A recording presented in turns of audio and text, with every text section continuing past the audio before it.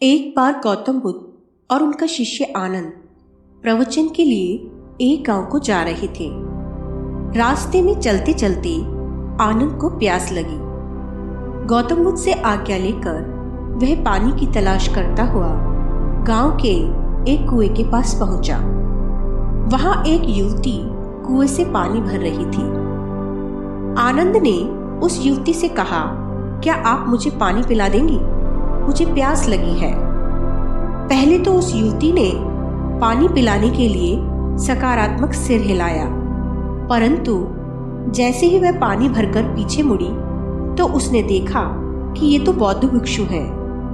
तो उसने अपने पैर पीछे खींच लिए और बोली, क्षमा करें, मैं आपको पानी नहीं पिला सकती। युवती की बात सुनकर आनंद को आश्चर्य हुआ और उन्होंने युवती से पूछा कि तुम मुझे पानी क्यों नहीं पिला सकती? क्या मुझसे कोई भूल हुई है? तब युवती ने कहा, नहीं नहीं, ऐसी कोई बात नहीं है। मैं पानी इसलिए नहीं पिला सकती क्योंकि मैं एक नीची जाति से हूँ और आप महात्मा लोग हैं। ये सुनकर आनंद मुस्कुराए और बोले, नहीं देवी, हमारे लिए कोई ऊंचा नीचा नहीं है। हम सभी वर्ग से प्यार करते हैं। मुझे तुम पानी पिलाओ, मुझे कोई फर्क नहीं पड़ता कि तुम किस जाति से हो। आनंद की ये बात सुनकर युवती खुश हो गई और अपने मुख पर प्रसन्नता लाते हुए आनंद को पानी पिलाया। आनंद पानी पीकर अपने गुरु महात्मा बुद्ध के पास लौट आए। उस दिन उन्होंने उसी गांव में विश्राम किया। दूसरी तरफ वह युवती आनंद से मिलने के बाद आनंद के रूप व व्यवहार से प्रभावित होकर उन्हीं के बारे में सोचती रही। आनंद दिखने में सुंदर वे प्रभावशाली व्यक्तित्व के युवक थे, इसलिए उस युवती के मन को भा गए। वह रात भर उन्हीं के बारे में सोचती रही। सुबह हो जाने पर वह अपनी भावनाओं को रोक न पाई और आनंद से मिलने के लिए उस स्थान पर पहुंच गई जहां वह लोग ठहरे थे। वह आनंद से मिली और बोली कि यदि आपको मेरी जाति से कोई परहेज नहीं है तो क्या आप मेरे घर भोजन के लिए आ सकते हैं? आनंद ने कहा, हाँ क्यों नहीं, मैं अपने गुरु से आज्ञा लेकर तुम्हारे यहाँ भोजन पर आ जाऊंगा। भगवान बुद्ध से आज्ञा लेकर आनंद उस युवती के घर गए। वहाँ युवती ने बहुत प्रकार के स्वादिष्ट भोजन बनाए। आनंद ने सभी को प्रेम पूर्वक खाया। आनंद को अपने घर भोजन करते हुए देखकर वह युवती सोचने लगी कि लगता है आनंद भी मुझसे प्रेम करते हैं, तभी तो मेरे घर भोजन पर सहर्ष आ गई। फिर वह आनंद से बोली कि मुझे आपसे कुछ कहना है। आनंद ने कहा, हाँ बोलो। वह युवती बोली, मुझे आपसे प्रेम है, आप मुझे बहुत अच्छे लगते हैं। तब आनंद ने कहा कि इसमें क्या है, मुझे भी तुम अच्छी लगी, मुझे भी तुमसे प्रेम है। तब युवती खुश हो गई और बोली, यदि आपको भी मुझसे प्रेम है तो हम विवाह कर लेते हैं, मैं आपके साथ रहना चाहती हूँ। तब आनंद बोले, देवी तुम गलत समझ रही हो, हम तो हर व्यक्ति से प्रेम करते हैं। मैं एक सन्यासी हूँ, मैं तुमसे विवाह नहीं कर सकता। मैंने मेरे भगवान की सेवा, आश्रम के काम, वह लोक कल्याण के लिए अपना जीवन दे दिया है। वह युवती फिर बोली कि मैं आपके मार्ग में बाधा नहीं बनूंगी, आपके साथ मैं भी आपके गुरु की सेवा करूंगी, लोक कल्याण के कार्य करूंगी। आनंद ने कहा, यह संभव नहीं है और इतना कहकर वह वहां से लौट आए। उनके जाने के बाद युवती विरह में व्याकुल हो गई और विलाप करने लगी। जब उसकी माँ ने अपनी पुत्री को प्रेम पीड़ा में पाया तब उसका दुख दूर करने के लिए उसकी माँ ने कहा कि यदि तू आनंद से प्रेम करती है तो वह तेरा ही होगा, उसे कल फिर भोजन पे बुलाना। मैं उनके भोजन में बेहोशी की दवा मिला दूंगी जिससे वह बेहोश हो जाएंगे, तब तो उनसे गंधर्व विवाह कर लेना। युवती ने कहा, क्या ऐसा करना उचित होगा? तब माँ ने कहा, क्यों नहीं, युद्ध और प्रेम में सब सही ही होता है। युवती तैयार हो गई। अगले दिन वह युवती फिर आनंद के पास गई और भोजन के लिए आमंत्रित किया। आनंद ने कहा, ठीक है, गुरु से आज्ञा लेकर आता हूँ। आनंद उसके घर पहुंचे। युवती ने तरह तरह के व्यंजन बनाए। उनमें से एक व्यंजन में बेहोशी की दवा मिली थी। आनंद ने जैसे ही उस व्यंजन का सेवन किया, आनंद बेहोश हो गए। युवती की माँ ने तुरंत ही पुत्री के हाथ में वरमाला पकड़ा दी और कहा, अब तू आनंद से विवाह कर ले। युवती का मन मान नहीं रहा था।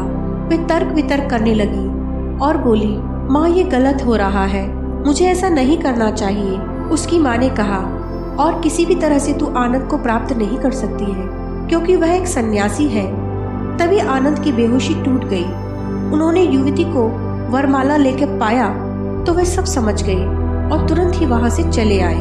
युवती रोने लगी, विलाप करने लगी, अपनी माँ को कोसने लगी, माँ तुमने ये क्या किया? आनंद मुझसे नाराज हो गए हैं, वो मुझसे अब बात ही नहीं करेंगे।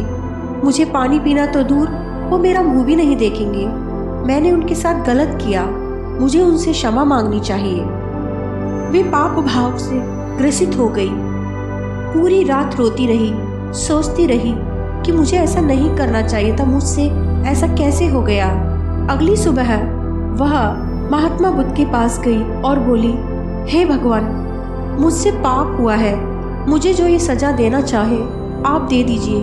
प्रेम के वश मुझसे गलत हो गया, मुझे ऐसा नहीं करना चाहिए था, और रोने लगी।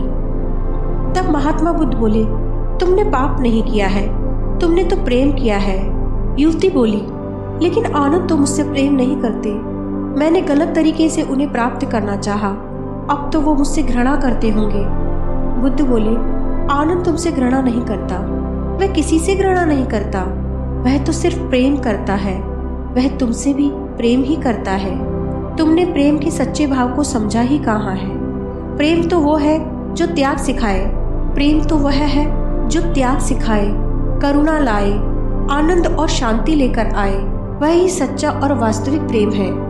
इसके विपरीत जो लालच बढ़ाए, स्वतंत्रता का हनन करे, मन में पीड़ा व अशांति लेकर आए, क्रूरता को उत्पन्न करे और क्रोध को बढ़ाए, हमसे पाप कर्म कराए, ऐसे प्रेम को प्रेम नहीं कहते, वह तो वासना है।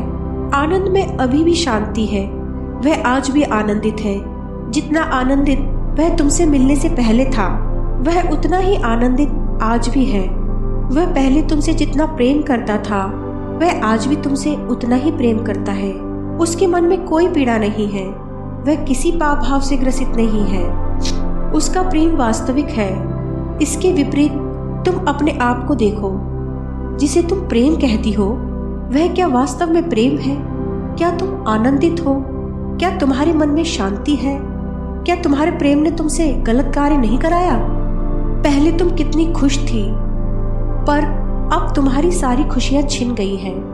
तब तुम कैसे कह सकती हो कि तुम उससे प्रेम करती हो? युवती बोली, आप सच कह रहे हैं, मैं प्रेम को समझ नहीं पाई। आप मुझे अपनी शरण में ले लीजिए, मैं भी वास्तविक प्रेम को पाना चाहती हूँ। दोस्तों, हम लोग भी किसी न किसी से प्रेम करते हैं। माता पिता अपने बच्चों से, प्रेमी प्रेमिका से, भाई बहन से, पति पत्नी से, सभी को प्रेम चाहिए। लेकिन हम जिस प्रेम के पीछे भाग रहे हैं, क्या हम उसे समझते भी हैं? हम जिसे प्रेम समझ रहे हैं, वो स्वार्थ के अलावा कुछ नहीं। यदि हमारा प्रेम हमें स्वार्थ की तरफ धकेल रहा है, तो समझ जाना कि आप प्रेम नहीं करते, बल्कि आपका निजी स्वार्थ है, जिसके कारण आप प्रेम का ढोंग कर रहे हैं। क्योंकि वास्तविक प्रेम लेना नहीं, बल्कि देना सिखाता है। उसे देने में हमारे पास कमी नहीं आती, बल्कि हम सच्ची ऊर्जा से परिपूर्ण हो जाते हैं। जो भी हमसे मिलता है, वह भी आनंदित हो जाता है। कबीर दास जी ने सच्चे प्रेम के बारे में क्या खूब ही कहा है।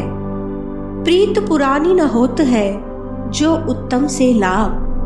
प्रीत पुरानी न होत है, जो उत्तम से लाग।